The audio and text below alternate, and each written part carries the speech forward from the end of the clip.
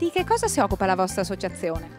Teva è un'azienda che produce farmaci equivalenti.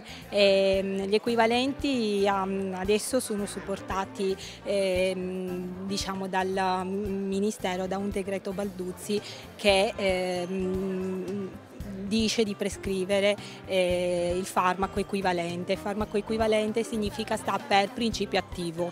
Il principio attivo in genere, il farmaco equivalente, è allineato al prezzo di riferimento, per cui il paziente non paga la differenza di invece prendere un farmaco brand, che è il farmaco con il nome commerciale, che costerebbe un po' di più e che non viene del tutto risarcito, ecco, rimborsato dal Servizio Sanitario Nazionale, per cui è a carico del paziente. Ecco perché questo spazio a livello del Festival del Consumatore.